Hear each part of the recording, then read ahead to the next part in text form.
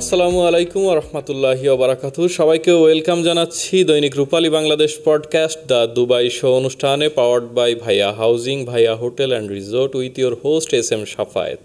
আজকে আমাদের স্টুডিওতে এমন একজনকে অতিথি হিসেবে আমন্ত্রণ জানিয়েছে, যিনি সাধারণ প্রবাসীদের মধ্যে থেকেও অসাধারণ কিছু কাজ করে গিয়েছেন এবং প্রবাসীদের স্বার্থ সংশ্লিষ্ট বিভিন্ন বিষয়ে সবসময় প্রত্যক্ষ এবং পরোক্ষভাবে ভূমিকা রেখেছেন। তেমনই একজনকে আজকে স্টুডিওতে আমন্ত্রণ জানিয়েছি, যিনি একজন বাংলাদেশি প্রবাসী হয়েও দুদেশের সাহিত্য সংস্কৃতি নিয়ে কাজ করে চলেছেন। আমাদের সঙ্গে আছেন জনাব মীর কামাল। আসসালামু আলাইকুম মীর কামাল ভাই, কেমন আছেন? ওয়ালাইকুম আসসালাম ওয়া রাহমাতুল্লাহ। ভালো আছি আলহামদুলিল্লাহ। আপনার শরীর কেমন আছে? কি অবস্থা? ভালো আছে। সংযুক্ত আরব আমিরাতে দীর্ঘ প্রবাস জীবন আপনার, একেবারে শুরু থেকে সব কথা, আপনার অভিজ্ঞতার কথা আমরা শুনবো একে একে। রূপালী বাংলাদেশ পডকাস্ট দ্য দুবাই শোতে আপনাকে শুরুতেই আমন্ত্রণ জানাচ্ছি এবং শুনতে চাই আপনার প্রবাস জীবনের শুরুটা কিভাবে হয়েছিল এবং কিভাবে এই পথ চলা শুরু হলো প্রবাস জীবনে। ধন্যবাদ আজকে আপনাদের এই সন্ধ্যায় আমাকে আমন্ত্রণ করার জন্য। আসলে দুবাই প্রবাসে আমার আসা হয় 1997 সালের 3রা নভেম্বর। আমি আসার পরেই আমি বাংলাদেশ দূতাবাস আবুধাবিতে শ্রম কল্যাণ কর্মকর্তা হিসেবে যোগদান করি। তারপরে আসলে আমার কাজের পরিধি গোড়া ইউএইতে ছিল।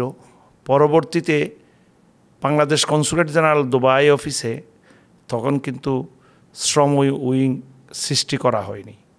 তখন আমাকে আবুধাবি থেকে ডেপুটেশনে দুবাই উত্তর আমিরাতের জন্য বাংলাদেশ মিশন দুবাইতেই শ্রম উইংয়ে পাঠানো হয়। আমি একমাত্র ব্যক্তি, আমাকে দিয়েই শ্রম উইংটা ওপেন হয়। পরবর্তীতে একজন প্রথম সচিবকে দিয়ে এটা শ্রম উইংটা পূর্ণাঙ্গ রূপদান করে। আসলে আমরা যখন 1997 সালে দুবাইতে আসি বা ইউএইতে আসি, তখন কিন্তু দুবাই অনেকটা মরুভূমি বিস্তৃত ছিল। তখন এত বেশি অবকাঠামো সৃষ্টি হয়নি। পরবর্তীতে আস্তে আস্তে দুবাই চরম উন্নতির শিখরে পৌঁছেছেন। তাদের ইনফ্রাস্ট্রাকচার, অবকাঠামো, তাদের অফিসিয়াল সিস্টেম, তারপরে ডিজিটাল সিস্টেম বলতে গেলে পরবর্তীতে সেই রূপ লাভ করে। আমরা যখন আসছিলাম তখন কিন্তু অনেকটা ম্যানুয়ালি পুরা অধিকাংশ জায়গায় 1/3 জায়গাতেই মরু বালুকময় ছিল। তখন বাংলাদেশি শ্রমিকেরা শ্রম দিয়েই এই অবকাঠামোগুলো গড়ে তুলছে। তো আসলে বাংলাদেশ কনসুলেটে, বাংলাদেশ মিশনে চাকরি করতে গিয়ে আমাকে বাংলাদেশি প্রবাসী শ্রমিকদের কাছাকাছি যাওয়ার, খুব তাদেরকে সেবা দেওয়ার জন্য, তাদের প্রয়োজনে যাওয়ার জন্য আমাকে খুব কাছাকাছি যাওয়ার সৌভাগ্য হয়েছে আমার, তাদের করার জন্য। আমি আজকে একটা ঘটনাক্রমে একটা বলতে চাই। তখন কিন্তু এখানে খেমেল জকি ছিল, যে বাচ্চাদেরকে ওঁটের পিঠে, এখানে ওঁট দৌড়টা একটা এখানকার ঐতিহাসিক খেলা, প্রতিযোগিতা, ওঁট দৌড় প্রতিযোগিতাটা এখানকার বিশেষ করে উপসাগরীয় দেশসমূহে কাতার, ওমান, বাহরাইন, তারপরে কুয়েত, সব জায়গায় ওঁট দৌড়ের প্রতিযোগিতা, এটা কিন্তু একটা এখানকার কি বলে যে ঐতিহাসিক খেলা, তাদের জাতীয় খেলার মতো একটা খেলা। আমাদের দেশে, অন্যান্য দেশে যেমন ঘোড়দৌড় আছে, সেখানে শিশুদেরকে ওঁটের পিঠে দিয়ে ওঁট দৌড় পরিচালনা করা হতো। সেই শিশুগুলো ছিল আসলে শিশু 8, 9, 10 বছরের। বাংলাদেশ থেকে অনেক অসাধুরা বিভিন্ন চ্যানেল দিয়ে বাংলাদেশের শিশুদেরকে এখানে আনা হতো এবং সেই অমানবিক দৌড়ের মধ্যে তাদেরকে ব্যবহার করা হতো। ইউএনডিপির একটা প্রজেক্ট এই ওট দৌড়কে, এই শিশুদেরকে শিশুদের এই প্রতিযোগিতা বন্ধ করার জন্য এবং শিশুদেরকে ওট দৌড়ে ব্যবহার বন্ধ করার জন্য একটা প্রচেষ্টা চালানো হয়। সেই প্রচেষ্টায় আমি সম্পৃক্ত হয়েছিলাম। 2003, 4, 5 এই 3 বছরে এখানে শিশুদেরকে ওট দৌড়ে ব্যবহার করা নিষিদ্ধ ঘোষণা করা হয় এবং এই শিশুদেরকে উদ্ধার করে তাদেরকে ক্ষতিপূরণ দেওয়া হয় ইউএনডিপি থেকে, জাতিসংঘের অধীনে। সেখানে আমার কাজকর্মে খুব সন্তুষ্ট হয়ে এই ওট দৌড় শিশুদের ব্যবহার বারণ প্রচেষ্টার মধ্যে আমার সম্পৃক্ততা এত বেশি ছিল, যার কারণে ইউএনডিপি থেকে আমাকে প্রশংসাপত্র এবং পুরস্কার প্রদান করা হয়। এটা আমার এই প্রবাস জীবনের এবং চাকরি জীবনের জন্য একটা বিশাল ঘটনা ছিল। সেটা 2007 সালে আমাকে সেই সনদপত্র সহ, ইউএনডিপির সনদপত্র সহ আমাকে পুরস্কৃত করা হয়। তো আমি এই প্রবাসীদের তখন অনেক বেশি শ্রমিক সমস্যা ছিল, যেহেতু সংযুক্ত আরব আমিরাত ILO কনভেনশনে তখন কিন্তু তারা স্বাক্ষর করেনি। ILO কনভেনশনে সংযুক্ত আরব আমিরাত স্বাক্ষর করে 2010 সালে। 2010 সালে ILO কনভেনশনে তারা স্বাক্ষর করে। পরবর্তীতে এখন যে ডিজিটালাইজ হয়েছে বাংলাদেশের প্রবাসী শ্রমিকদের বা অন্যান্য শ্রমিকদেরকে, এখানে আপনাকে কোনো রকমের কী করতে হয় না, কোনো মামলাও করতে হয় না, বা আপনি যদি তাদেরকে WPS নামে একটু বেতন কার্ড দিয়ে দিছে, সেখানে যদি আপনার অ্যাকাউন্টে টাকা শ্রমিকের টাকা জমানো হয়, তাহলে আপনার অটোমেটিকলি সেটা বন্ধ হয়ে যাবে, তার কোম্পানি বন্ধ হয়ে যাবে। এবং পরপর 3 মাস যদি আপনি বেতন না দেন, আপনার উপর বিরাট জরিমানা হবে, একটা বড় অঙ্কের জরিমানা করা হয় কোম্পানির মালিকের উপর। ফলে তাকে ওই শ্রমিককে বেতন দিতে হয়। সেই হিসেবে এখানে কোনো সমস্যা আপাতত নাই।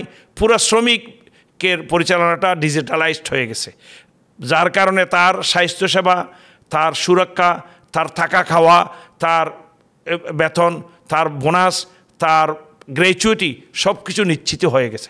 এখানে শ্রমিক সমস্যা বলতে আসলে নেই। মীর কামাল ভাই, আসলে আমরা শ্রমিকদের সমস্যা এবং এখানকার ভিসা সংক্রান্ত বিভিন্ন তথ্য আরও অনেক কিছু আপনার কাছ থেকে জানবো। আপনি আমাদের সর্বজন শ্রদ্ধেয় এবং সরাসরি শ্রমিকদের সঙ্গে কাজ করতে করতে আপনার প্রবাস জীবন শুরু হয়েছে এবং অদ্যাবধি আপনি এখনও কাজ করছেন সরাসরি শ্রমিকদের সঙ্গে। আসলে শ্রমিকদের নিয়ে কথা বলবো। শ্রমিকদের অনেক প্রশ্ন আছে, অনেক কিছু অজানা বিষয় রয়েছে। তার আগে জানতে চাই, আসলে সাহিত্য চর্চা নিয়েই আসলে আমরা আপনাকে সবচেয়ে বেশি চিনি। সাহিত্য চর্চার মধ্যেও আপনি প্রবাসীদের নিয়ে বিভিন্ন রিসার্চ করেছেন, আপনি বিভিন্ন সময় তাদেরকে নিয়ে পড়াশোনা করেছেন, তাদের জীবনযাপন, তাদের দৈনন্দিন বিভিন্ন কার্যকলাপ, এগুলো বিভিন্ন সময় আপনি অনুধাবন করেছেন। সব মিলিয়ে এই সাহিত্য চর্চার শুরুটা কিভাবে হয়েছিল এবং কিভাবে আপনি সাহিত্য চর্চার সঙ্গে নিজেকে নিয়োজিত করলেন? সাহিত্য চর্চাটা আমি বাংলাদেশে থাকতেও আমি সাহিত্য চর্চা করতাম। সাহিত্য চর্চা বলতে আমি তখনও দৈনিক সাপ্তাহিক পত্রিকায় লেখালেখি করতাম, সাহিত্যের উপর কবিতা লিখতাম, ছোট গল্প লিখেছি জীবনে। আমার 2টা ছোট গল্প, খুব বিখ্যাত ছোট গল্প আছে। একটা হলো ভুলের বালুচরে বাসর, তারপর আর হলো বাসি ফুলের বাসর। 2টা আমার ছোট গল্প দৈনিক কক্সবাজার প্রকাশিত হয়েছিল, ছোট গল্প। পরবর্তীতে বিভিন্ন কবিতা হয়েছে। আমি মূলত প্রতিবেদনমূলক, রাজনৈতিক প্রতিবেদনমূলক, বাংলাদেশের রাজনৈতিক প্রশাসনিক বিষয়ের উপর আমার লেখালেখি আছে বিভিন্ন দৈনিক পত্রিকায়, বিভিন্ন সাহিত্য পত্রিকায়। এক সময় কবিতা চর্চাও করতাম, কবিতাও এক সময় লিখেছিলাম। এবং আমার খুব হাসি পায় এখনও যে আমি 1986 সালে কক্সবাজারের সমুদ্র কণ্ঠ কবিতা সন্ধ্যা হয়েছিল। সেখানে নিন্দিত কবি তসলিমা নাসরিনও কবিতা পাঠ করেছিলেন, আমিও সেখানে কবিতা পাঠ করছিলাম কক্সবাজার পাবলিক হলে। 1986 সালে হাসনা চৌধুরী লিলির ব্যবস্থাপনায় সেখানে একটা সমুদ্র কণ্ঠ নামে একটা কবিতার আসর হয়েছিল। সেখানে আমারও কবিতা পাঠ করার সুযোগ হয়েছিল। আসলে তো সেখান থেকে প্রবাসে আসার পরেও প্রবাসের বিভিন্ন অনুষ্ঠানে অনেক সময় আড্ডা, কবিতা, তারপরে সাহিত্য চর্চা নিয়ে অনেক কথাবার্তা হয়। এখানে অনেকে প্রবাসী, অনেক সাংবাদিক বন্ধু আছেন, সাহিত্যিক, কবি আছেন, তাদের সাথে অনেক সময় সাহিত্য নিয়ে আলোচনা হয়। তো সেই হিসেবে মানে ধারাবাহিক বা বিচ্ছিন্নভাবে সাহিত্য চর্চাটা এখনও চলে। এ তো শুরু হলো বাংলাদেশ থেকে, কবিতা আবৃত্তির মাধ্যমে, কবিতার লেখালেখির মাধ্যমে। আপনি শুধু বাংলাদেশ নয়, আরব সাহিত্যের সঙ্গেও আপনি অনেকটাই জড়িত। এবং আপনার সঙ্গে যখন আমরা স্থানীয় কোনো আরবিকে কথা বলতে দেখি, কোনো অংশেই মনে হয় না যে মীর কামাল ভাই একজন বাংলাদেশি নাগরিক। এই যে ভাষা রপ্ত করলেন, আরবি সংস্কৃতির সঙ্গে, আরবি সাহিত্যের সঙ্গে আপনি যুক্ত হলেন। আরব্য সাহিত্যের, আমরা শুধু আরব্য রজনী নিয়ে অনেক গালগল্প বা লোককথা আমরা শুনি। এর বাইরে আরবদের কোন সাহিত্য, সংস্কৃতি, রীতিনীতি বা তাদের কোন চর্চাটা বা তাদের কোন রূপান্তরের গল্পটা আপনাকে সব থেকে মোহিত করেছে?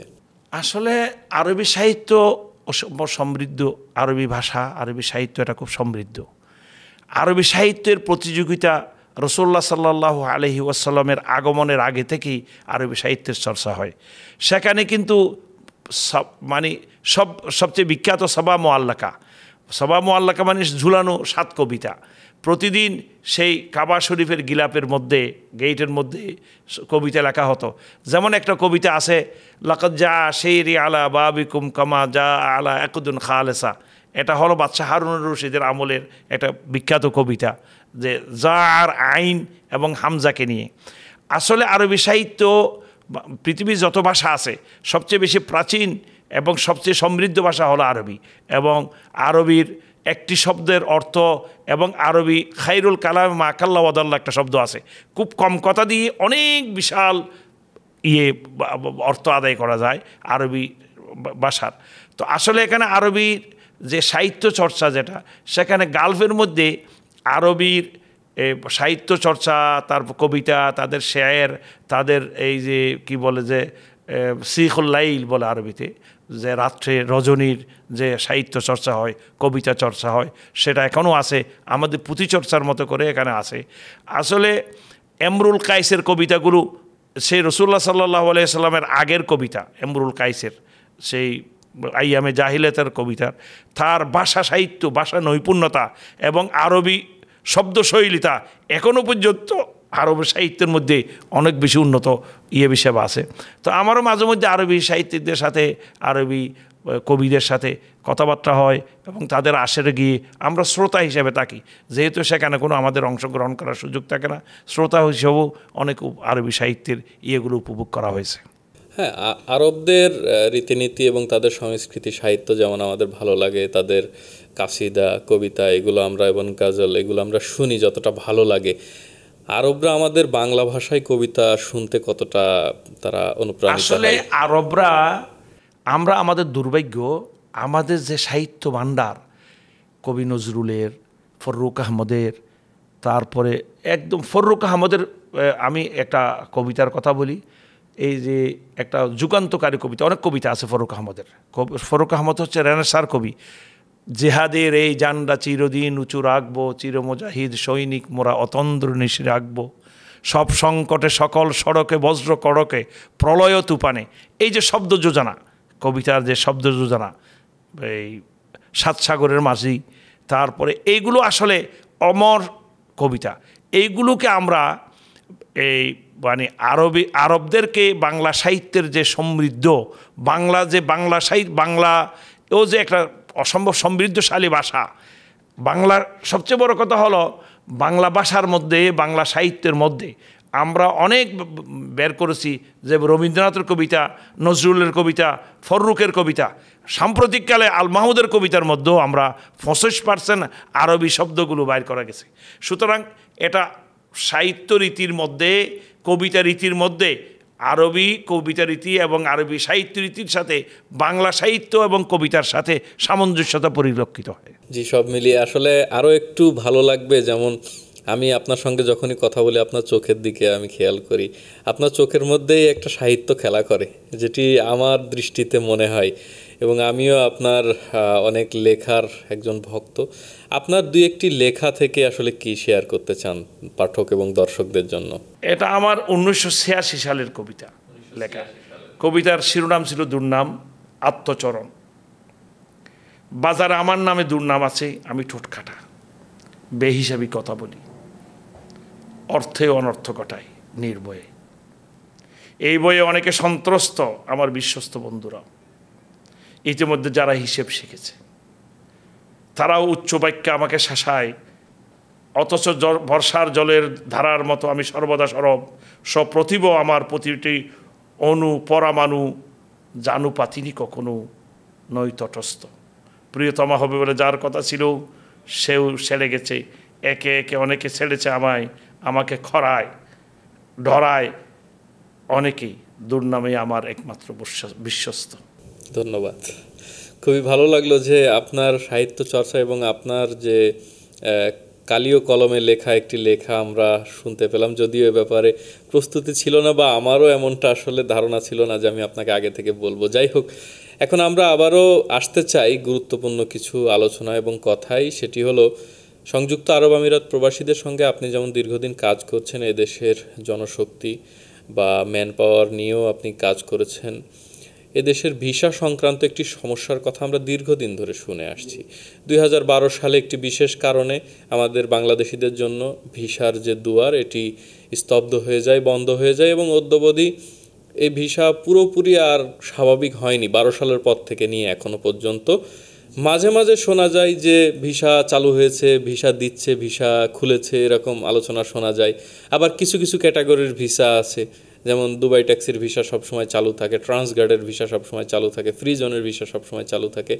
এই যে ভিসা রিলেটেড যে ইস্যু, এ বিষয়ে আপনি আপনার জ্ঞান থেকে এবং আপনার স্টাডি থেকে আসলে কতটুকু বুঝতে পারছেন ভিসার মূল সমস্যাটা কোথায়? আসলে আপনি সুন্দর কথা বলছেন। আসলে 2012 সাল থেকে এই পর্যন্ত ধারাবাহিকভাবে বিচ্ছিন্নভাবে ভিসা হয়েছে, বিচ্ছিন্নভাবে। ধারাবাহিক কোনো ভিসা এখনও খোলা হয়নি, সাধারণভাবে কোনো ভিসা খোলা হয়নি, বন্ধই আছে।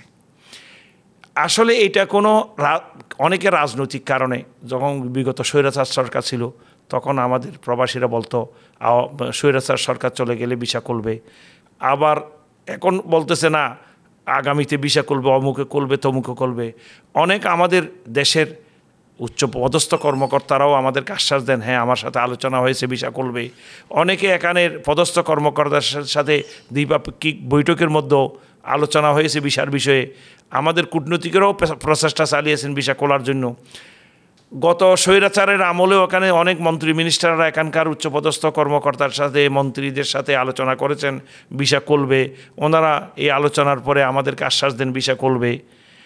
আসলে এই সবগুলো বিষয়, ভিসা খুলবে, খুলতেছে, এইভাবে খুলবে, ওইভাবে খুলবে, এই সমস্যার কারণে ভিসা হচ্ছে না, আমাদের কি বা শ্রমিকদের সমস্যার কারণে, সমুদ্রের আচরণের কারণে, আমাদের ডকুমেন্টেশনের না কারণে, আমাদের স্কিলনেসের অভাবের কারণে ভিসা খুলতেছে না, এরকম কথা বারবার বলা হয়।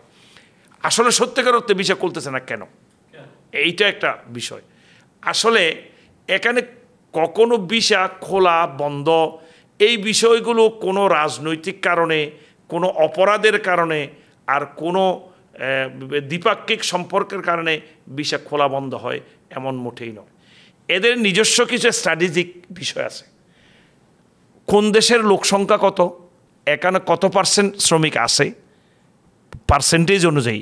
যেমন মনে করেন বাংলাদেশে 16 কোটি মানুষ, পাকিস্তানে 14 কোটি মানুষ, ইন্ডিয়াতে 100 কত কোটি মানুষ, তাদের শ্রমিক মানে জনসংখ্যা অনুযায়ী এখানে কত। আবার এখানে যারা আছে শ্রমিক, এই শ্রমিকদের মধ্যে কত পার্সেন্টেজ, এই পার্সেন্টেজে যে বড়ে আরেকটা পার্সেন্টেজ হয়, সেখানে স্কিল কতজন, সাধারণ লেবার কতজন। সেই ক্ষেত্রে এই স্ট্র্যাটেজির উপর ডিপেন্ড করে ভিসা খোলা বন্ধটা হয়। আমি বলবো বাংলাদেশের ভিসা এখানে এখনও খোলা। তো এখন আপনারা সবাই বলবেন যে আপনি কি বলেন, সবাই ভিসা তো বন্ধই, কি কোথায় খোলা হলো? এখানে হাই স্কিল যারা, হাই স্কিল বলতে ডাক্তার, ইঞ্জিনিয়ার, ল্যাবরেটরি সায়েন্টিস্ট, তারপরে একদম আমি বলি নার্স, ভিসা খোলা। আমি আপনাকে আপনার একটা অভিজ্ঞতার কথা বলি। এই ভিসা বন্ধর মাঝেও একটা এখানকার গভর্নমেন্টের হসপিটাল বাংলাদেশি নার্স চায়। কেন?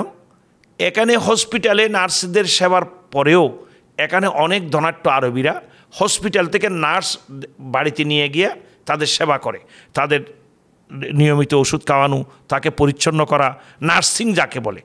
সেই ক্ষেত্রে যেহেতু এখানকার বুড়া মানুষগুলো, মা বাপগুলো ধর্মপ্রাণ মানুষ, তারা মুসলমান চায়। মুসলমান চাইতে গিয়া এখানে তো বেশিরভাগ মহিলা মানে নার্সদের মধ্যে ফিলিপাইনি, ইন্ডিয়ান, তারপরে নেপালি, এরাই বেশি। তো এরা অধিকাংশ খ্রিস্টান বা অন্য ধর্মের হয়, মুসলমান হয় না। পাকিস্তান থেকে নার্স এখানে আসে না সাধারণত। পাকিস্তান নার্স এবং হাউসমেট, গৃহকর্মী খুব কম, এরা নিষিদ্ধ ওখানে।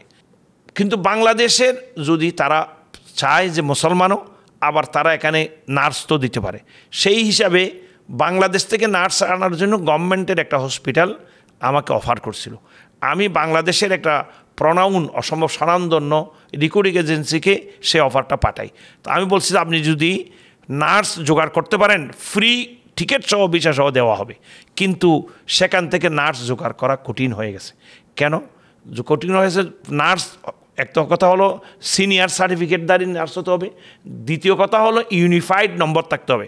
নার্সদের, টিচারদের এবং ইঞ্জিনিয়ার ডাক্তারদের একটা ইউনিফাইড নম্বর আছে, যে ইন্টারন্যাশনাল নাম্বার আছে, ওই নম্বরটা থাকলে তাদের ভিসা হয়।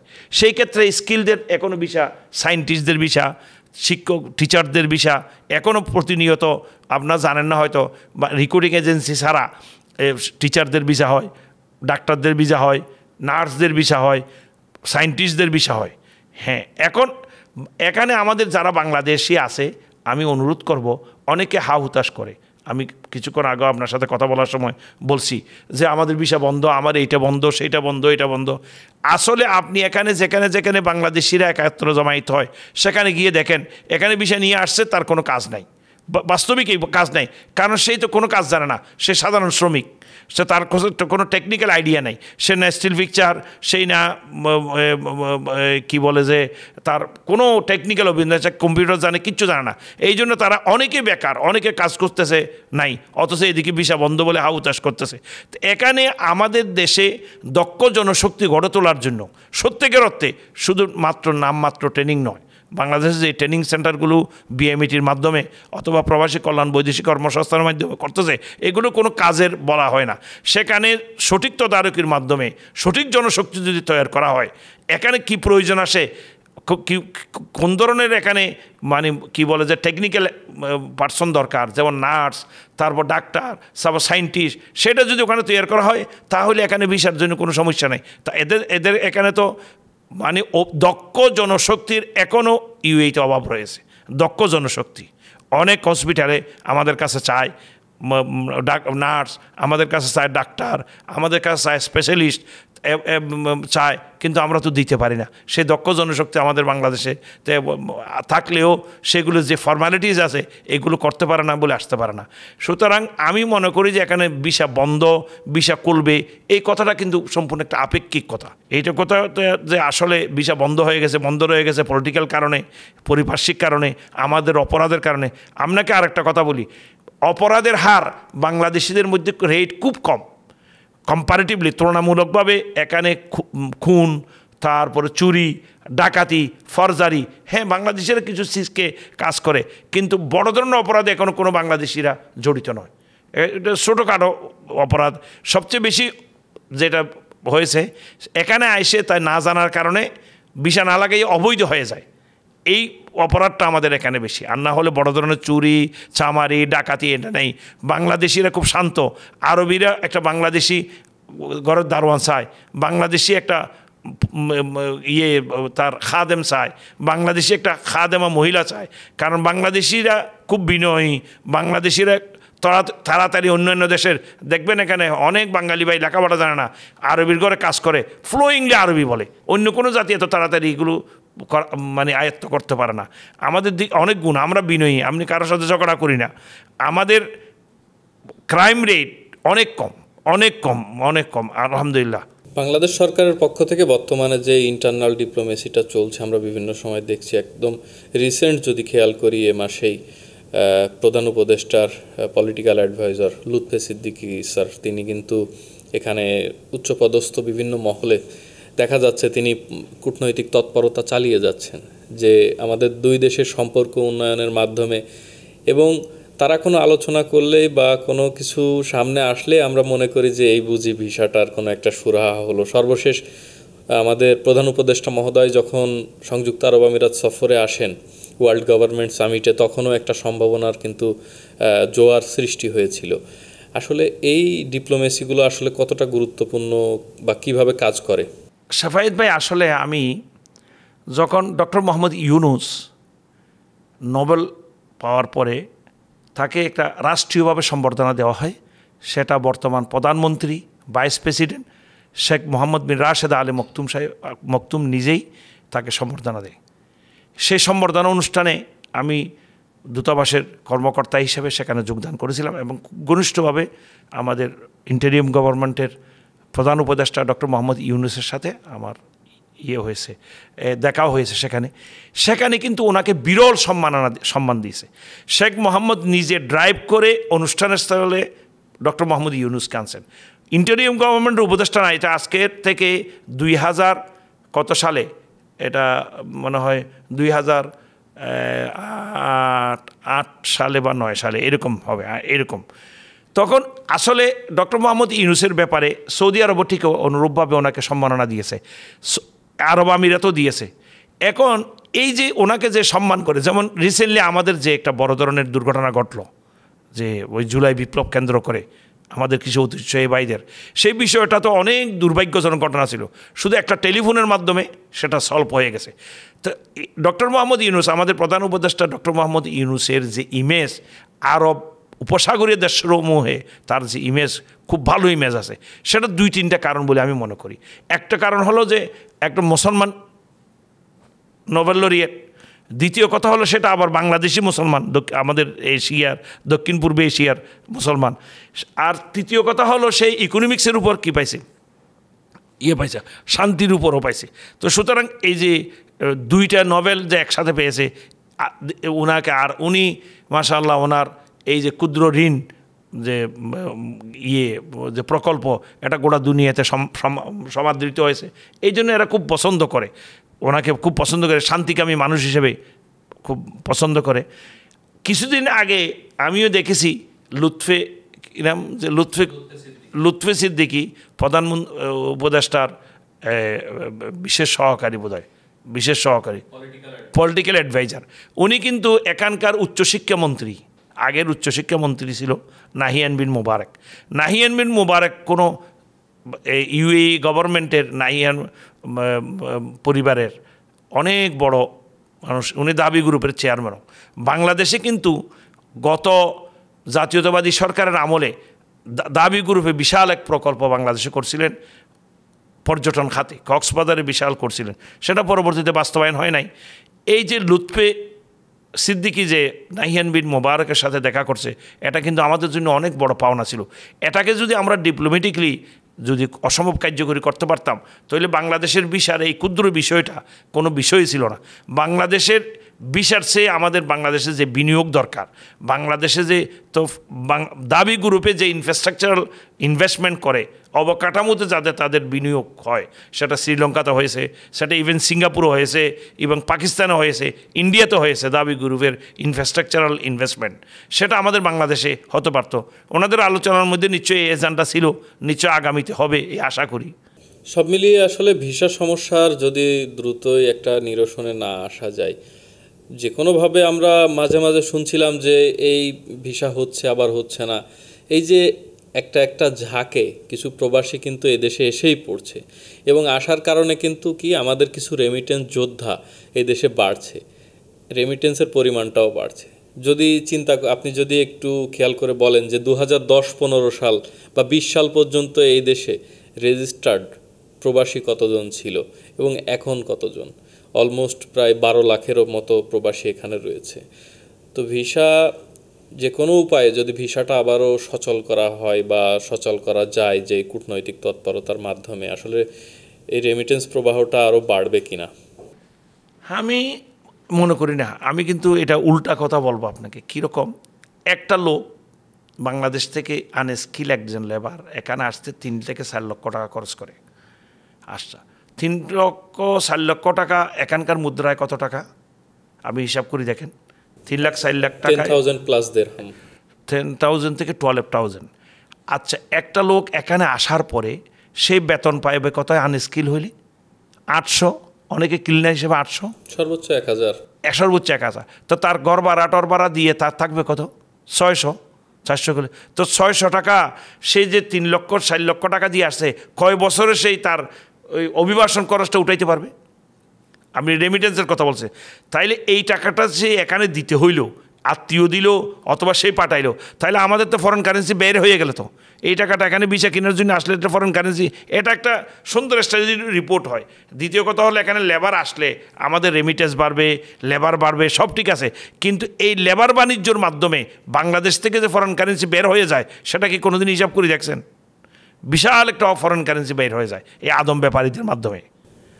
এটা নিয়ে আসলে চিন্তা করে না। আন্ডার ইনভয়েস দিয়ে যেভাবে ফরেন কারেন্সি বের হয়, আমদানি রপ্তানির আন্ডার ইনভয়েস দিয়ে, ঠিক একইভাবে বাংলাদেশি লেবারদেরকে প্রেরণের ক্ষেত্রেও এরকম বের হয়। হ্যাঁ, সব কথা হলো যে আমাদের একটা শ্রমিকের কর্মসংস্থান হলো, তার পরিবারের সচ্ছলতা বাড়লো, আমাদের রেমিটেন্স বাড়বে, এটার জন্য আরও বেশি ডিপ্লোম্যাটিক আর আরও বেশি আমাদের স্কিল, আমাদের আরও বেশি দক্ষ শ্রমিকের জোগাড় করা, দক্ষ শ্রমিক তৈরি করা, বিভিন্ন সেক্টরে তাদের জন্য যে এর জন্য কী রকম শ্রমিক দরকার, সৌদি আরবের জন্য কোন সেক্টরের শ্রমিক দরকার, ইউরোপের জন্য কোন শ্রমিক দরকার, ক্যাটাগরিক্যালি এইরকম প্রশিক্ষিত করলে তাইলে আমরা শ্রমিক বিদেশে প্রেরণ করে আমাদের যে কাঙ্ক্ষিত লক্ষ্য, যে একজন প্রবাসী তার পরিবারকে অর্থনৈতিক নিশ্চয়তা দিতে পারবে, অর্থনৈতিক একটা নিরাপত্তা দিতে পারবে, তার এখন বৈদেশিক অর্থ প্রেরণ,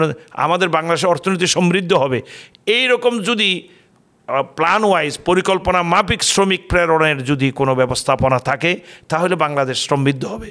আর শ্রমিক ভিসা খোলার জন্য যে ডিপ্লোম্যাটিক রিলেশন, এই রিলেশনটা তো আমাদের এখানে যারা শ্রদ্ধেয় কূটনৈতিক বৃন্দ আছেন তাদের ছাড়া হচ্ছে না। যখন এখন এই ইন্টারিম গভর্নমেন্টের ডক্টর মোহাম্মদ ইউনূস সাহেবকে বিশেষ ভিসা কেন্দ্রিক বা আমাদের বিনিয়োগ কেন্দ্রিক একটা যদি ইউএইতে সফর হয় তাহলে আমার বেশি শুধু এজেন্ডা হবে। এখানে তো ওনার অফিসিয়াল সফর হয় নাই, অফিসিয়াল একটা সফর হইলে এটা বিনিয়োগ কেন্দ্রিক আর ভিসা কেন্দ্রিক ওনার সফর হলে আশা করা যায়, যে আশা করি আমার মনে হয় ভিসা জটিলতাও মানে শেষ হয়ে যাবে আর এখানে ব্যাপক প্রচুর বিনিয়োগও হবে। অন্যান্য দেশের বিনিয়োগের চেয়ে ইউএইর বিনিয়োগটা যদি বাংলাদেশে যায়, কারণ মধ্যপ্রাচ্যের আরব উপসাগরীয় দেশসমূহের বিনিয়োগে শর্ত কম থাকে, এগুলো আমাদের জন্য খুব ভালো ফল বয়ে আনে, আমাদের অর্থনৈতিক সমৃদ্ধ হয়, আমাদের সেই দেশেও কর্মসংস্থান বাড়ে। এটা এই যে মানে কিছুদিন আগে ওই যে ডিপি ওয়ার্ল্ডের সাথে চট্টগ্রাম বন্দরের যে বিষয়টা, তো ওনারা তো এই ডিপি ওয়ার্ল্ডে তো অনেক কলম্বো বন্দর পরিচালনা করে, আর অনেক বন্দরগুলোর সাথে তাদের দায়িত্ব হলো পরিচালনার দায়িত্বটা গ্রহণ করা। যেমন করেন শ্রীলঙ্কা এয়ারলাইন্স এমিরাতি এয়ারলাইন্সকে দিয়ে দিছি অপারেশনটা, এখন খুব ভালো মতো চলতেছে। ঠিক একইভাবেও যদি ডিপি ওয়ার্ল্ড হয়, আমি মনে করি ডিপি ওয়ার্ল্ডের যে চট্টগ্রাম বন্দরকে ব্যবস্থাপনার দায়িত্ব, এটা কিন্তু খুব ভালো ছিল। ডিপি ওয়ার্ল্ড এবং চট্টগ্রাম বন্দর নিয়ে চট্টগ্রাম বন্দরকে ব্যবস্থাপনার জন্য ডিপি ওয়ার্ল্ড, দুবাই ডিপি ওয়ার্ল্ডকে দেওয়া। there one conflict between DP World and এগুলো হলো পলিটিক্যাল কথাবার্তা। এমনি আমি সাধারণভাবে এটা বললাম আর কি, আমি পলিটিক্যাল কনফ্লিকশন, আমি রাজনৈতিক ব্যক্তিও নয়, রাজনীতি বুঝিও না। আমি জানি আপনি রাজনৈতিকভাবে কোনো দল করেন না, তবুও আপনি রাজনীতির মানুষ। আমি রাজনীতি করে কিন্তু দল করি। জিজ্ঞেস করেছি যে এই কনফ্লিক্টটা আসলে দূর করতে কি করণীয়? না, দূর করতে হলে বাংলাদেশের যে এর যে অবস্থান, সে অবস্থানকে বুঝতে হবে। ডিপি ওয়ার্ল্ড কি করে, বাংলাদেশে যে বর্তমান যে আমাদের হ্যান্ডেলিং যে দীর্ঘসূত্রিতা, বন্দর কেন্দ্রিক যে হ্যান্ডেলিং দীর্ঘসূত্রিতা, যে আপনি হ্যান্ডেলিংয়ের যে জাহাজ জট, তারপরে শ্রমিক ব্যবস্থাপনা মানে ম্যানুয়াল, তারপরে শ্রমিকদের অসন্তোষ, তারপরে শ্রমিক ইউনিয়ন কেন্দ্রিক রাজনীতি, এই সব কিছু বাদ দিয়া ক্লিন যদি চট্টগ্রামের মতো এশিয়া বৃহত্তম একটা বন্দরকে যথাযথ ব্যবহার করার জন্য ডিপি ওয়ার্ল্ডের বিকল্প নেই।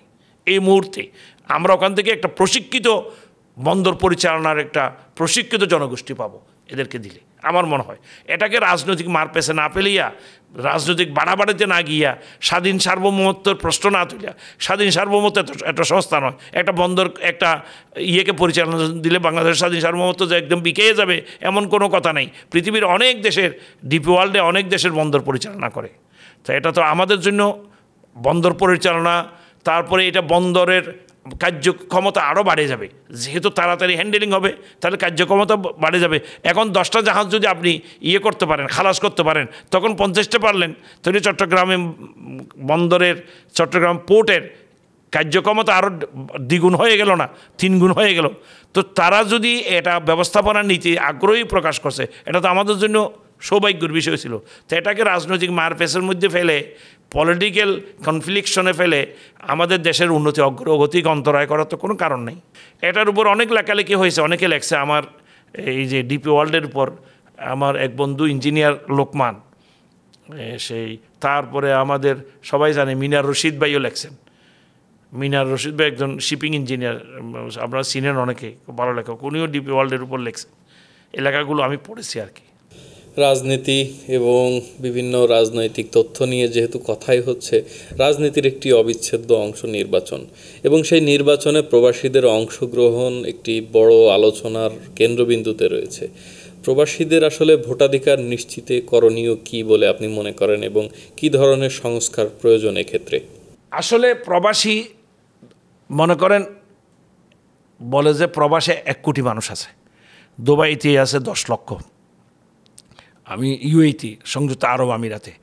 এটা আসলে এদের যে প্রবাসে জাতীয় সংসদ নির্বাচন বলেন, সাধারণ নির্বাচন, জাতীয় সংসদ নির্বাচনের যেটা আমাদের এই বিষয়টা বলি, অন্য না, যেটা রাষ্ট্র পরিচালনার দায়িত্ব গ্রহণ করার মতো যে নির্বাচন বাংলাদেশের পরিচালনার দায়িত্ব গ্রহণ করবে, এই নির্বাচনের মাধ্যমে তো রাষ্ট্র পরিচালনার দায়িত্ববান করে, এই নির্বাচনে প্রবাসীদের ভোটাধিকার দেওয়া অসম্ভব জরুরি।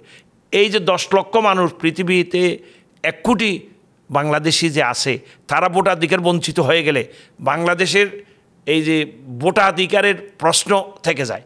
তারা যদি ভোটাধিকার দিতে না পারে, এই ভোটটা তো 1 কোটি মানুষ সেখান থেকে বাদ পড়ে গেল। এই যে সংসদীয় এলাকা ভিত্তিক ভোট করা, প্রত্যেকের আইডির মধ্যে তার সংসদীয় এলাকার ঠিকানা আছে, প্রত্যেক আইডির মধ্যে। যেমন আমার আইডি চকরিয়া পেকুয়া সংসদীয় এলাকা, আমার আইডি চকরিয়া পেকুয়া হলো আমার সংসদীয় এলাকা। তো চকরিয়া পেকুয়ার এলাকার সংসদ নির্বাচনের প্রার্থীকে ভোট দেওয়া আমার জন্য কোনো বিষয় নয়। কিন্তু কথা হলো আমাদের আইডিগুলো এখনও পর্যন্ত, ভোটার আইডিগুলো এখনও পর্যন্ত কমপ্লিট হয় নাই। অনেক প্রবাসী ভোটার আইডিগুলো করে নাই। কারণ হচ্ছে যে একবার সার্ভার বন্ধ থাকে অনেক দিন ধরে, আমি একবার দেখলাম 3-4 মাস সার্ভার বন্ধ, তো আইডি করতে চাইলে করতে পারে না। দ্বিতীয় কথা হলো আইডিতে দিয়ে না হইলেও তো চলতেছে, আমার পাসপোর্ট থাকলে আসতে পারতেছি, তখন সেই আগ্রহ হারিয়ে ফেলছে। তাইলে ভোটাধিকার বঞ্চিত, অবহেলার কারণে, অব্যবস্থাপনার কারণে আমি ভোটার বঞ্চিত হচ্ছি। বাংলাদেশ কনসুলেট এবং বাংলাদেশ দূতাবাসেও কিন্তু এনআইডি সার্ভিস এখন চালু আছে। আমি বললাম অনেক দিন 2-3 মাস পর্যন্ত সার্ভার বন্ধ ছিল, এনআইডি রিসেন্টলিও বন্ধ ছিল, অনেকে ফেরত গেছে। তো এইটারে একটু কার্যকরতা মানে ওর এফেক্টিভ করলে, আইডিগুলো হয়ে গেলে ভোট দেওয়া কোনো সমস্যা থাকবে না। কারণ আইডি বেসড আপনি সংসদীয় এলাকায় ভোট দেবেন, কারণ আপনার আইডিতে তো লেখা আছে সংসদীয় এলাকা, সুতরাং ওই এলাকায় আপনি ভোট দিবেন যেখানে ভোটার হয়েছেন। আপনি যেখানে ভোটার হয়েছেন সেখানেও তো আইডি পাইছেন, তো সেখানে ভোট দিবেন। এটা এত কঠিন বিষয় নয়। এই বর্তমান ডিজিটাল যুগে এই ভোট তো সাথে সাথে চলে যেতে পারে। এখানে ভোট দিয়েছে, ভোটটা কেন্দ্রে চলে গেল, অনলাইন চলে গেল, অনলাইনে কোথায় ভোট দিয়েছে সে বুঝতে পারবে। পোস্টাল দরকারও তো নাই। অনলাইন ডিজিটাল যুগে পোস্টাল ভোটের কথা বলা হয়, পোস্টাল ভোট কেন দরকার? অনলাইনে তো ভোট দেওয়া যায়। আর এটা সিক্রেটে থাকবে, মানে প্রিসাইডিং অফিসার, ফুলনি অফিসারের কাছে থাকবে, অথবা আগেই ভোটটা কালেকশন করে নিল, এটা পারা যায়। আর ভোট প্রবাসীরা অনেকে ভোট দিতে খুব আগ্রহী। দেখবেন আপনি ভোটের আগে অনেক যারা যে দলের সমর্থক হয় তারা সপরিবারে ওখানে ভোট দিতে চলে যাবে। তো চলে গেলে একটা বিশাল বৈদেশিক মুদ্রা, তার খরচ হবে না। সুতরাং যদি এখানে আর অনেক শ্রমিক যারা আছে, যারা যেতে পারে না, তারা ভোটাধিকার থেকে বঞ্চিত হয়ে যাবে। ভোটাধিকার দিতে পারলে তো খুব ভালো হয়। আমরা তো মনে করি যে আগামীবার ভোটেরটা অত্যন্ত অংশগ্রহণমূলক, নিরপেক্ষ অংশগ্রহণমূলক নির্বাচন হবে আশা করি। ক্রেডিবল একটা ইলেকশন হবে আশা করা যায় সেটি ফেব্রুয়ারিতে হতে পারে ইনশাআল্লাহ। সর্বোপরি আমরা আসলে অনুষ্ঠানের অনেকটাই শেষ পর্যায়ে। ব্যাপারে আমরা সাধারণ প্রবাসীদের নিয়ে কিছু কথা আবারও বলতে চাই। যেহেতু আপনি একজন প্রবীণ প্রবাসী, আমাদের কাছেও, আমাদের কমিউনিটির কাছে আপনি আমাদের একজন অভিভাবক, সেই সুবাদে আসলে আপনার কাছ থেকে কিছু পরামর্শ বলতে পারেন এবং সচেতনতা। প্রবাসীরা যে আয় করে এবং তাদের ব্যয়ের একটি ধারা রয়েছে পরিবারের কাছে টাকা পাঠানো, তাদের কিন্তু এই উপার্জনের একটা বড় অংশই খরচে চলে যায় এবং তাদের সঞ্চয় বলতে কিন্তু তেমন কিছুই থাকে না। এই সঞ্চয় নিয়ে কিন্তু আমাদের অনেক সংশয় রয়েছে। এই বিষয়টিকে আপনি কিভাবে ক্লিয়ার করতে চান? আপনার সঙ্গে একটু যদি আমি যুক্ত করে দিই, ভাইয়া হাউজিং বাংলাদেশে কাজ করছে এবং তারা প্রবাসীদেরকেও এখানে সুযোগ দিয়েছে। আপনারা চাইলে ভাইয়া হাউজিংয়ে প্লটে ইনভেস্ট করতে পারবেন। আপনারা প্রবাসে থেকে বাংলাদেশে হাউজিংয়ে প্লট কিনতে পারবেন এবং আপনি 5 বছরের প্ল্যানে, 10 বছরের প্ল্যানে আপনি এই প্লটটা ইনস্টলমেন্ট আকারে একটা সঞ্চয় আপনি জমা করতে পারবেন এবং একটা সময় পর ভাইয়া হাউজিং থেকে তাদের যে কোনো একটা প্রজেক্টে, প্রায় 4-5টার মতো প্রজেক্ট চলমান রয়েছে ভাইয়া হাউজিংয়ে, যে কোনো একটা প্রজেক্টে আপনি কিন্তু প্লট নিতে পারছেন। এটিও একটা সঞ্চয় হতে পারে। এর সঙ্গে আপনি আর কি মনে করেন এই সঞ্চয়ের বিষয়ে? আসলে আপনি যে কথাটা বলছেন সেটা অত্যন্ত একটা জরুরি কথা। প্রবাসে যারা কাটায় তারা নিজেদের মা বাপ, স্ত্রী, স্বজনদেরকে সচ্ছলতা আনার জন্য তারা যথাযথভাবে তার ছেলে মেয়েগুলো লেখাপড়া করার জন্য এখান থেকে টাকা পাঠায়।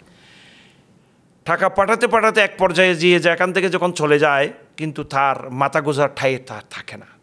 সবাই চায় আমি একটা ছোট্ট জায়গা, একটা একখণ্ড জমি, একখণ্ড ঘর করার জন্য প্রত্যেকের মধ্যে আমি দেখছি যে আমি একটা একখণ্ড জমি কীভাবে ক্রয় করতে পারি, নিষ্কণ্টক, নির্ভেজাল, তারপরে ইজি কমিউনিকেশন, যোগাযোগ ব্যবস্থা খুব ভালো, এইরকম সবার মধ্যে একটা আশা থাকে। প্রত্যেক প্রবাসী একদম আপনি সবার কাছে যান, বলো যে হ্যাঁ ভাই আমরা তো একান্নবর্তী পরিবার, আমার তো দেশে গেলে হয়তো আমার বউ ছেলে মেয়েদেরকে নিয়ে আলাদা করে থাকতে হবে, আর এখানে যে জীবনযাত্রা অভ্যস্ত হয়ে গেছি সেখানে একটা আলাদা করে একটা ছোট্ট ঘর করে একটা ছোট্ট জায়গা নিয়ে থাকতে চাই।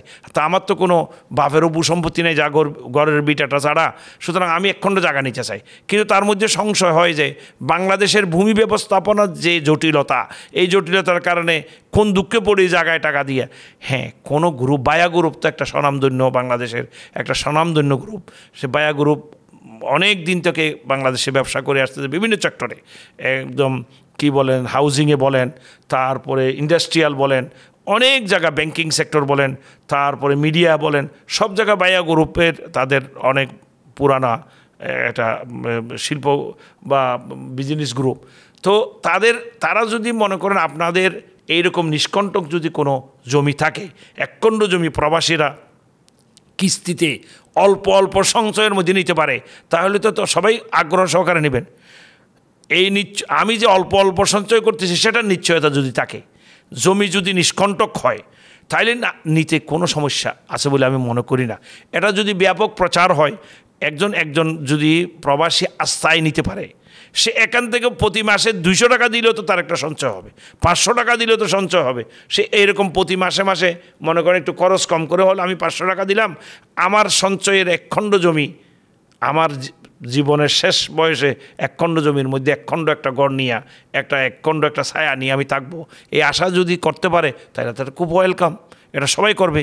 আর আপনাদের যদি সেরকম নিশ্চয়তা দেওয়ার মতো ব্যবস্থাপনা থাকে, সত্যিকার অর্থে তাদেরকে ভিজিট করাইতে পারেন, তাদের আত্মীয় স্বজনকে ভিজিট করাইতে পারে, আর এই জমি নিষ্কণ্টক, তার খতিয়ান ঠিক আছে, তার জমি কিনা, তার কবলা বা দলিল ঠিক আছে, নিষ্কণ্টক, তাইলে কোনো সমস্যা নেই। এর সঙ্গে এবার সঞ্চয় নিয়ে কি বলবেন? প্রবাসীর একটা দীর্ঘ সময় পর দেশে গিয়ে কিন্তু ব্যাপক আর্থিক সংকটে পড়ে এবং আমি দেখেছি 15-20 বছর পর দেশে গিয়ে 2 বছর থেকে আবারও প্রবাসে ব্যাক। না, সঞ্চয়ও তো ঠিক একই অবস্থা, এটা জমি, এটাও একটা সঞ্চয়ের বিষয়।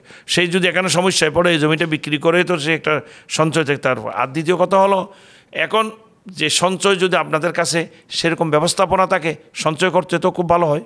এরকম প্রজেক্ট যদি আপনাদের থাকে বায়া গ্রুপের, তাইলে সঞ্চয়ের প্রকল্প, আর এটা ব্যাপকভাবে প্রচার করতে হবে প্রবাসীদের মাঝে, আস্থা, প্রচার, এবং প্রবাসীদের জন্য সেই সঞ্চয়টা যদি সহজভাবে হয় তাইলে আশা করা যায় যে প্রবাসীদের কল্যাণে এটা খুব ভালো একটা সুযোগ সৃষ্টি হবে বলে আশা করি। জি অবশ্যই। আসলে একেবারে আমরা অনুষ্ঠানের শেষ পর্যায়ে যেমনটি বলছিলাম, আমরা কথা বলছিলাম সঞ্চয় এবং আপনার ইনভেস্টমেন্ট নিয়ে, বিনিয়োগ নিয়ে। এ পর্যায়ে আরও কিছু কথা আপনার কাছ থেকে শুনতে চাই, যেটি হলো সংযুক্ত আরব আমিরাত প্রবাসী শুধু নয়, বিশ্বের অন্যান্য দেশের দর্শক আমাদের সঙ্গে রয়েছেন। একেবারে সাধারণ প্রবাসীদেরকে একজন অভিভাবক হিসেবে আপনি কি পরামর্শ দিতে চান? আসলে প্রবাসীরা অনেক কষ্ট করে পয়সা কামায়, এই রৌদ্রের মধ্যে, এই তাপমাত্রার মধ্যে কাজ করে, কিন্তু আবার সেটাকে অযথা শর্ট করে খরচ করে ফেলে। আমি দেখেছি অনেকে বাইকে দেখেছি খুব কষ্ট করে পয়সা কামায়, সঞ্চয় করে, পরবর্তীতে বন্ধুবান্ধবদের ফাঁকার পড়ে বিভিন্ন অনৈতিক বিষয়ে গিয়ে খুব তাড়াতাড়ি নষ্ট করে। ভাইদেরকে বলবো, দেশ, তোমার গ্রাম, মা বাপ, ভাই বোন সবাইকে ফেলে, এই মায়ের ছায়া ঘেরা গ্রাম ফেলে, মায়ের আসল ছেড়ে তোমরা বিদেশে আসছো, এই বিদেশে টাকাগুলো তোমরা মানে অনেক কষ্ট করে উপার্জন করো, আবার খুব সহজেই সেটা শেষ করে ফেলে। অনেক ভাইকে দেখেছি 1 মাসে যে উপার্জন করে সেটা 1 রাতের মধ্যে ধ্বংস করে ফেলে, বিভিন্ন পাল্লায় পড়ে, বিভিন্ন পড়ে। ভাই, তোমাকে একদিন দেশে ফিরে যেতে হবে। ফিরে যেতে হলে তুমি যদি কিছু সঞ্চয় করতে পারো, তুমি যদি তোমার মা বাপকে একটু সুখে শান্তিতে রাখতে পারো, তোমার ছেলে মেয়েদেরকে একটু স্বাচ্ছন্দ্যে রাখতে পারো, তোমার ছেলে মেয়েদের লেখাপড়ার যদি ব্যবস্থা করতে পারো, তাহলে তোমাকে সঞ্চয় করতে হবে। তুমি যে উপার্জন করো এই উপার্জনটা তোমাকে সংরক্ষণ করতে হবে, অযথা ব্যয় করা যাবে না। এখানে অযথা অন্যদের পাল্লায় পড়ে, বন্ধুবান্ধবদের পাল্লায় পড়ে সারাদিন কাজ করো, সারা রাত যদি বিভিন্ন কাজে, বিভিন্ন এই কী বলে যে হোটেল মোটেলে, এইগুলো থেকে এইগুলো বেঁচে থাকার জন্য এক। দ্বিতীয় বিষয় হলো, এখন প্রচণ্ড গরম, এই গরমে হিট স্ট্রোক হচ্ছে। আপনাদের সাথে আপনারা পানি রাখবেন, নিজের স্বাস্থ্যের দিকে খেয়াল রাখবেন। আমি আপনাদেরকে একটা বিষয় বলি, আপনার স্বাস্থ্যসেবার জন্য, এখানে স্বাস্থ্যসেবার জন্য পয়সা লাগে, কিন্তু এখানে ইমার্জেন্সি যে কোনো স্বাস্থ্যসেবা বিনা পয়সায়, ইউএর যে কোনো হসপিটাল আপনার বিনা পয়সায় গ্রহণ করে এবং বিনা পয়সায় আপনাকে চিকিৎসা দিবে। রেগুলার চিকিৎসা হয়তো আপনাকে ইন্স্যুরেন্স দিয়ে, নিজের পয়সা দিয়ে করতে হয়, কিন্তু জরুরি সবসময় এখানে ফ্রি, জরুরি সেবা সব ফ্রি। আগে আপনাকে সেবা দিবি, টাকা কোথার থেকে সংস্থান করবেন এটা পরে দেখা যাবে, কোম্পানি থেকে নেবে না আপনার আত্মীয় স্বজন দিবে, কিন্তু সেবাতে আপনার টাকা দিচ্ছেন না বলে, টাকা নাই বলি আপনার সেবা বন্ধ রাখা নিয়ম নাই। এখানকার আইন সেটা, জরুরি সেবা আপনি ওনার আইডিও দেখতে হবে না, আপনি সেবা দিয়ে দেবেন, পরবর্তীতে আইডি না থাকলে সেটা অন্য ব্যবস্থা, সরকারি ব্যবস্থা হবে, এটা আইনানুগ ব্যবস্থা হবে। কিন্তু চিকিৎসার ব্যাপারে আপনারা অবহেলা করবেন না। দেখা যায় যে অনেকেরটা পায়ে গাড়ি পড়ে পা ভেঙেছেন, কিন্তু কথা হলো আপনার কাছে বৈধ কাগজ নাই বলে আপনি হসপিটালে যাচ্ছেন না, এই ভুল করবেন না। আপনার বৈধ কাগজ নাই বলে যে আপনি হসপিটালে গেলে আপনারা অ্যারেস্ট করবেন, নিশ্চয় নয়। আপনার চিকিৎসা হবে উপযুক্ত, পয়সা দিয়ে যে চিকিৎসা হয়, সাধারণ মানুষ যেভাবে চিকিৎসা হয়, কাগজপত্র আসে বৈধভাবে, তার চিকিৎসা একদম বিন্দু বিসঙ্গও কমতি হবে না, পূর্ণাঙ্গ চিকিৎসা এখানে দেওয়া হবে যে কোনো হসপিটালে।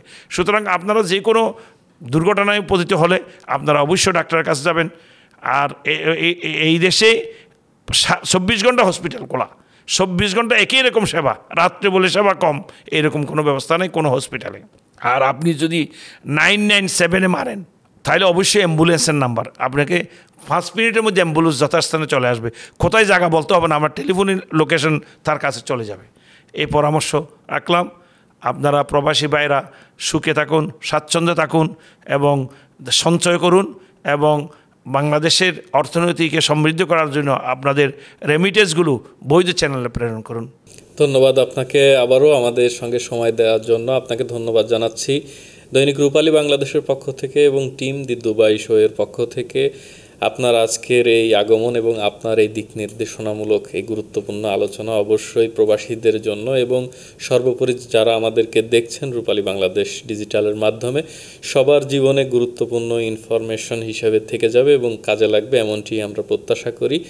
আমরা আমাদের অনুষ্ঠানে আপনাকে পেয়ে অত্যন্ত আনন্দিত এবং পরবর্তীতে আবারও নতুন কোনো আলোচনা নিয়ে বা কোনো অনুষ্ঠান নিয়ে হাজির হব, সেদিনও আপনাকে আমরা স্টুডিওতে পাবো এমনটি প্রত্যাশা করি। ধন্যবাদ আপনাকে মীর কামাল ভাই, আসসালামু আলাইকুম। ওয়ালাইকুম আসসালাম, আপনাদেরকে অসংখ্য ধন্যবাদ, ভাইয়া গ্রুপকে অসংখ্য ধন্যবাদ। ধন্যবাদ দর্শক, আপনারা এতক্ষণ দেখছিলেন Dainik Rupali Bangladesh podcast the Dubai show, powered by Bhaiya housing, Bhaiya hotel and resort. আমরা আবারও পরবর্তী কোনো পডকাস্টে দ্য দুবাই শোতে নতুন কোনো অতিথি নিয়ে, নতুন কোনো অভিজ্ঞতা নিয়ে, নতুন কোনো আলোচনায় আপনাদেরকে সামিল করব। ততদিন ভালো থাকুন, সুস্থ থাকুন, আনন্দে বাঁচুন। ধন্যবাদ আমাদের সঙ্গে থাকার জন্য। আসসালামু আলাইকুম ওয়া রাহমাতুল্লাহি ওয়া বারাকাতুহু।